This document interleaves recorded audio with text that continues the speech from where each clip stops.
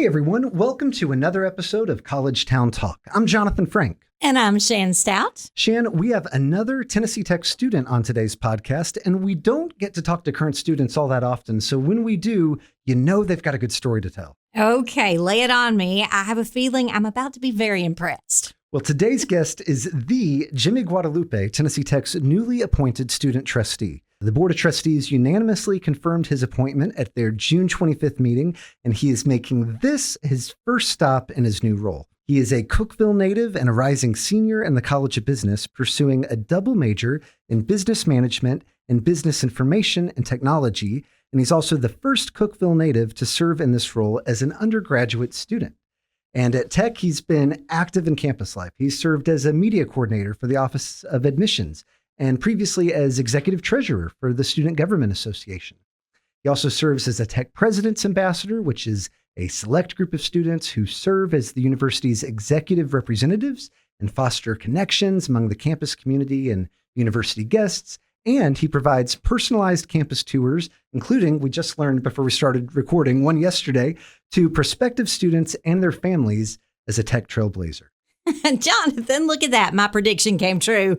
I'm indeed very impressed. Jimmy, welcome to College Town Talk. Absolutely. Well, thank you so much for having me today. I've always listened to this podcast and I've seen a lot of my friends, alumni, and just so many important people that are doing really amazing and cool stuff in their fields. And I've always thought, man, one day I'm going to be on that. So this is honestly a dream come true. He knows how to flatter us. That's right. That's right. My head's getting bigger by the second. Jimmy, we've got so much we want to ask you about today. But first, tell us how it felt to get that major vote of confidence and be unanimously confirmed to the Board of Trustees. Now, I know this shouldn't have come as a surprise after you were recommended to the board by the Student Government Association, but it still had to make you feel pretty good. What can you tell us about that special day? Well, it's still very surreal, and it has not even laid on me fully yet. So it truly, I just still feel like, processing. yes, I'm just Jimmy Guadalupe still. But overall, it's such an amazing feeling. I wrote my speech 3 or 4 days in advance, and I was at Soulcraft, and I reflected on all of my experiences as a leader, everything ranging from a first-year senator for the SGA until now. Recently, I just finished off my year as a 2025-2026 executive treasurer. And so on that day, I woke up and I was so pumped and I was so excited to give my speech and I was ready. I got in my car and it was just a feeling of just complete darkness. I had so much anxiety. And Oh, no. Like, yes, it was just like, wow, I cannot do this. Like, I just turn the car around. Let's go home, And so this song that I have, it's called it's called Shark Smile by Big Thief. And the story with this song is that since the freshman year of college, there was a specific day. I don't recall the entire situation, but I remember I had studied for 6 hours for an exam and I got out, I left the library, I was walking to my car and I just felt so just like, wow, this exam, I'm going to fail it. I'm going to do really terrible at it. Right. And so this song came on, and for some reason, this is the first time hearing this song, every worry that I had in me, all of my anxiety just completely went away. This song was just so beautiful to me. And I listened to it, and it was just sort of like a sense of hope and sense of this is going to be okay. And so ever since, this song has followed me throughout the 3 years of college, and I've listened to it at my lowest, I've listened to it at my highest, and it has given me a sense of reminder that everything's going to be okay. And so whenever I got in my car, put on my radio or put on my aux and it just randomly came on, it was just a sense of like, okay. The universe was telling you the universe it's is going to be great. Me. Yeah. Jonathan, we're going to have to put that on our playlist. Maybe.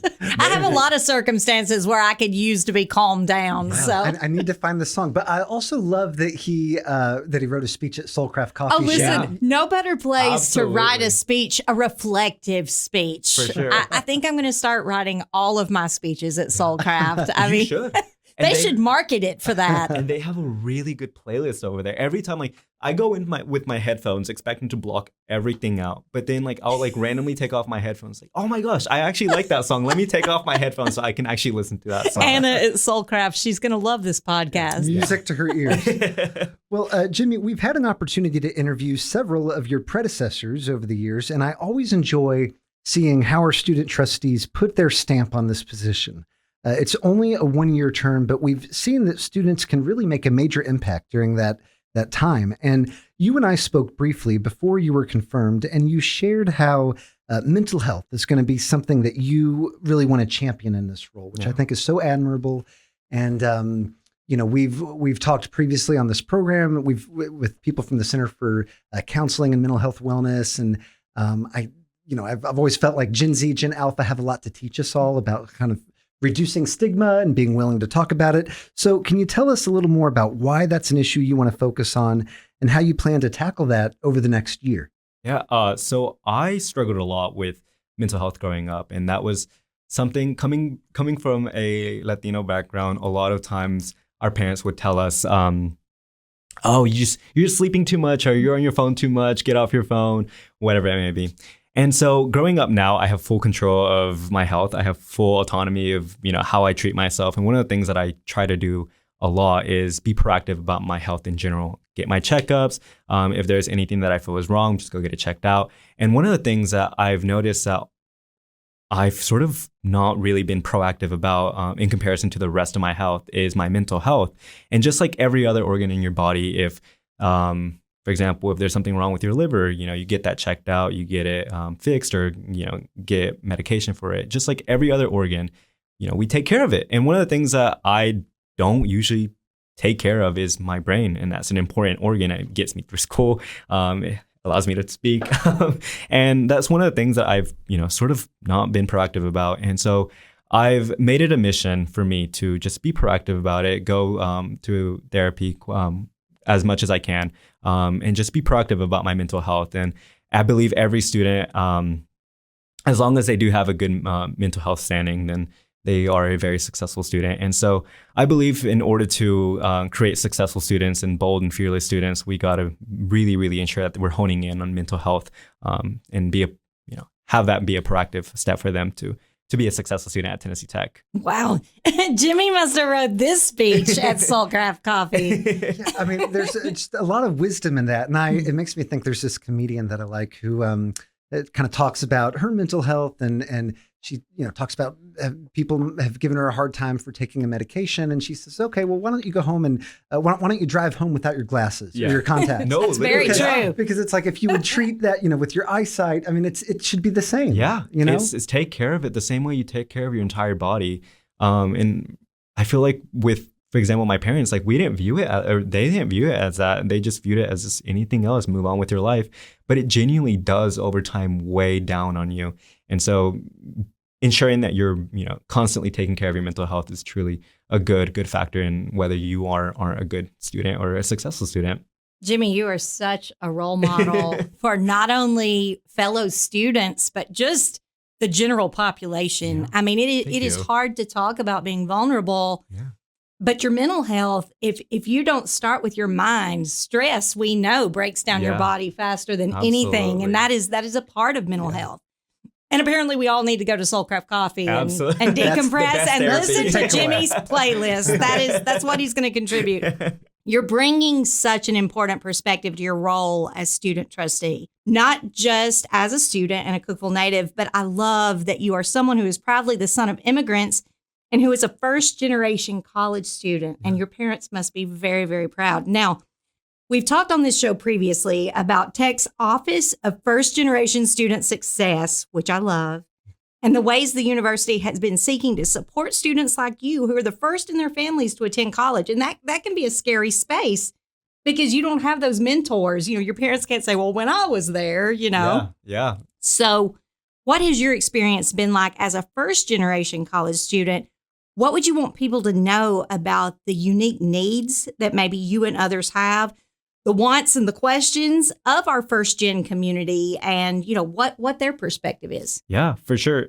As a first generation student, I've definitely had my fair share of struggles, both academic and personally.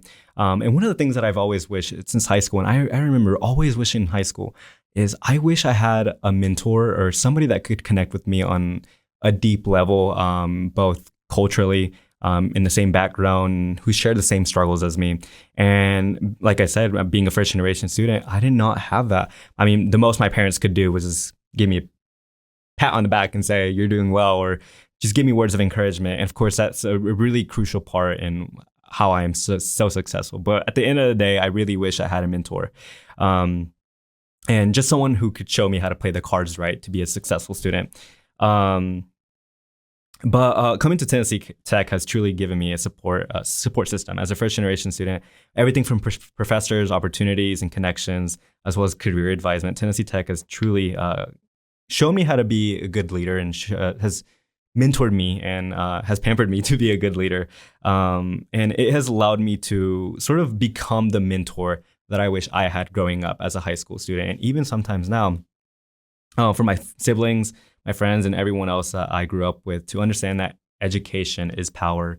And the best way to overcome a lot of things in life is by getting educated and investing in yourself and being open to diverse perspectives and opinions. But talking to other first generation students, I've picked up that a common feeling for a lot of first generation students is that imposter syndrome. Yes. And we all have that. Yes, we all sure. do. Yeah. It was really terrible. There was a specific time that I always recall, and it was in Dr. Wells's class. I forgot she's my business professor. I love her. There was a time where we had to I think it was look for a company that you want to work for and why. And so a lot of my peers in that class, they brought up all these amazing organizations and companies and successful companies, and their parents, work at them. And that's the reason why they also want to work at that in pursuit to them. And I felt so out of place, feeling like, oh my gosh, my parents, the way that we made a living was by picking strawberries. And I really wish I was, similar to them. But of course, now it's sort of just try your best to do what you can with what you have. But overall, that imposter syndrome is still sort of a lingering thing. And it's something that I feel fuels me now rather than makes me uncomfortable. Obviously, the imposter syndrome has driven him to succeed and try harder because he is crushing it at life here. Well, and I hope you've probably learned by now that so many of us have that, and yeah. it doesn't. I think that's very common. What you're talking about is something that I think a lot of first gen students, they've got these questions. And Charia Campbell, who's our now isn't she great? She was one of our amazing. First guests on this program, and she's now the interim director of the Office of First Generation Student Success. And she's kind of opened my eyes to, things like filling out the FAFSA, which you oftentimes feel like you need an advanced degree. Oh, to, my word, yes. Oh my gosh, play the cards right to get one. Yeah, these departments. What is the Office of the Registrar? What is a provost? If you these are questions that people have, and I think that they just do such an important job coming alongside these first gen students and showing them you can do this. You can do this, and we'll help you. So I'm glad, and like Shan said, I know your family must be so proud. But thank you. Well, and speaking of imposter syndrome, I just got back from training at Mercer University in Macon, Georgia, and it was super hot there too. Really? But the professor that was leading the whole thing, and she was the provost there. She admitted to the group, she said, I'm the provost, but until I was the provost, I didn't know what a provost was. Yeah. And I thought that's so very true. We go through life and sometimes we fall into things and then we're elevated and we have to figure it out before we even really know what the job description is. So I love that she was vulnerable because I knew there were probably 100 other people in the room going, what's a provost, right? Yeah, there's all these inside baseball terms in higher ed. I feel like that's one tourism of them, too, same thing. But Jimmy, I want to ask you about another part of your service here at Tech, which is being a trailblazer. And we mentioned this in the introduction, but for listeners who may not know, these are standout Tennessee Tech students who give personalized campus tours to prospective students and their families, and they really are one of our secret weapons at Tech. We know that getting a prospective student to visit campus, to actually set foot on campus, is our best tool to get them to ultimately enroll here. So we want them to meet current students who are kind and knowledgeable, and show them, Tennessee Tech hospitality, show them the best of what this community is all about. And that's exactly what you and your fellow Trailblazers do. So why did you want to be a Trailblazer? And can you give us a little insight into what those campus tours are like? Or were there common questions or tours or visitors that stand out in your memory? Yeah. So to begin, before we become a Trailblazer, on our application, we got to fill out some of our interests. We got to fill out what clubs we're in, what high school we came from, or what town we came from. And so when a student goes to register for a VIP tour, what they do is they also fill out the similar questions, what they're interested in, what organizations or clubs they were involved in high school, where they went to high school at, where they're from, and what they want to major in. So whenever they submit their registration, Trailblazers get straight to work. It's sort of like a sorority match where we match students, current students, with prospective students, and we sort of intertwine them just so whenever they come to Tennessee Tech, when they step foot at Tennessee Tech and get their first glimpse of campus, they already have that connection before they even have met each other. So the Trailblazer and the student already have that connection. And it sort of provides a sense of welcome and a sense of comfort to ask questions, things like, what is it like at Tennessee Tech? Or how far is the walk from one side of campus to the other side of campus? Or how's the food at Tennessee Tech? It gives a sense of comfort for students to actually ask that, especially the parents as well. I feel like a lot of times parents sometimes tend to shy away and let their students ask the questions, and it allows parents to actually feel comfortable and to be able to ask questions. Well, and I'm going to speak to that, having been a parent who brought their child to campus for the first time. Yeah. And I was unfamiliar with everything. And that Trailblazer was the secret sauce. And now I know behind the scenes how the sauce is made, because I was like, oh my goodness, my daughter feels so comfortable with this young girl. Like, they're both going to have the same major, and they're talking about where this building is and what the fun things to do off campus are. And, it made her feel like she already had a friend, right? And that was brilliant. Yeah. And the Trailblazers are a very select and special group. And the thing with it is, after we give them the 1 hour, it's usually 45 minutes to an hour tour. We show them all parts of campus, but at the same time, we try to cater to them. For example, if they're an engineering major, we'll show them all the cool parts of the engineering building. And there are a lot of cool parts of the engineering building. Absolutely, yeah. Yes. But like if they're wanting to be a history major, if they're wanting to be a Spanish major, we'll show them, the cool parts of that as well. And then towards the end, we drop them off at what we call a departmental meeting.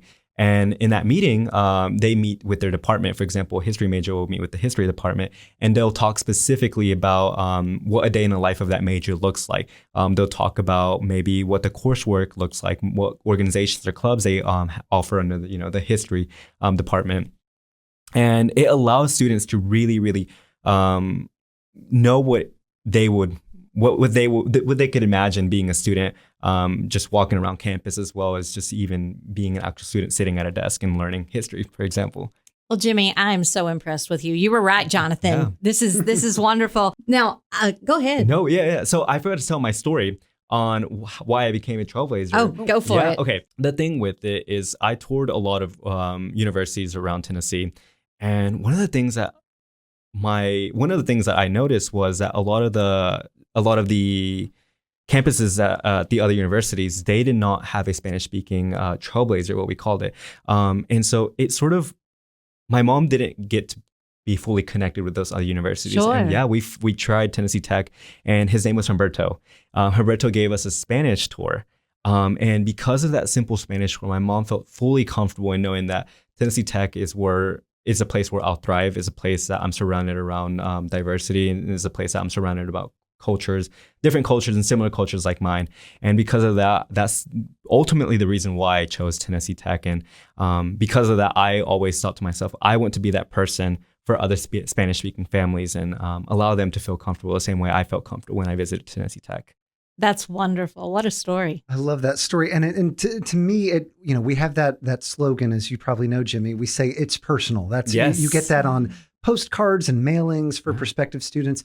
And I really believe that's not just a marketing slogan. That is who we are. That's what we do. And so I love hearing that they made it personal for you. And now you're trying to do that for other future students. Yeah. So with last thing on Trailblazers, another thing with Trailblazers is that at the end of our tour, we go back to Jerry Whitson and we write them a postcard. It's a handwritten postcard, and it's directed to them specifically. We'll say stuff like, we really enjoyed having you. We'll talk about specific scenarios or specific conversation that we shared, or whatever it may be. And if they have any questions that I couldn't answer at the moment, we'll write that on a card and send it to them. So it genuinely is personal. Wow, that's amazing. Yeah. Okay, speaking of personal, in heading into your senior year, I'm sure you have already had this question asked to you 100 times already. I remember from my senior year, people going up, now what are you going to do? What's happening next?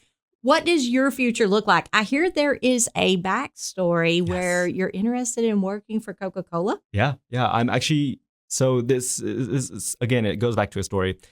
Growing up, me and my dad, he would come back from work and then I would come back from school and I would try to teach in Spanish and we would talk about what I learned in school or whatever it may be. And we would always share a pan dulce, sort of just a sweet treat, and a glass bottled Coke. And we would just talk about it a week. And so before my dad was deported, that was one of the really good memories that I had with my dad. And so whenever I came to tech and I was looking at different careers, I thought to myself, wow, like I would really like to work for a place that truly has given me so much growing up. And like people say, there's not one day of work as long as you love what you do. And so I feel like if I work for the Coca-Cola company and it's shared so many amazing memories with me, it would be such a rewarding and such a complete 360 moment for me. And it's ultimately Jimmy, you're making me cry. This is horrible. How sweet. Shan, he told that story at the Board of Trustees meeting, and I do think there were a couple trustees getting a little misty. I will never be able to think about Coca-Cola the same again. Yeah. Well, Jimmy, we like to end each interview on this podcast with the same question, and that is, what is one way that Tennessee Tech has impacted your life? So going back to our mission, we're told that Golden Eagles are bold, fearless, and confident and kind. And so being a tech student and being there for 3 years, one of the things that it has taught me is to be a bold leader, to be loud when I have to be loud, but at the same time be kind to other people's voices and perspectives, and to be fearless in whatever I may do and whatever tasks I may have, just to approach it in such a fearless manner to get things done. And so Tennessee Tech has genuinely, truly taught me to be bold, fearless, and confident. And I will take that with me wherever, in whatever situation I might be in. I will take that with me for life. That's what Tennessee Tech has given me. Well, you've given a lot back to Tennessee Tech. We're so glad that you're on the Board of Trustees, and you've got this final year ahead to run through the tape. And so, Jimmy, thank you so much for being our guest today on College Town Talk. Thank you so much. I'm happy to be here. I appreciate y'all. Jimmy, it's a pleasure to know you. And if Coca-Cola is listening, you need to keep your eye on this future employee. And if the Coca-Cola thing doesn't work out, you definitely have a future in public speaking. You're wonderful. Thank you so much. And for our listeners, if you're enjoying our show and hearing from all-star Golden Eagles like Jimmy Guadalupe, would you do us a favor and leave us a 5-star review on Apple, Spotify, or wherever you get this podcast? It all helps to spread the word about the great things happening right here in Cookeville. We'll meet you back here again next week for more conversations with the people who make Cookeville, Tennessee's college town. College Town Talk is presented by Tennessee Tech University in partnership with the Cookeville-Putnam County Convention and Visitors Bureau and Stonecom Radio. Your hosts are Jonathan Frank and Shan Stout, and original music is performed by Andrew Buckner. Visit us online at tntech.edu/College Town Talk.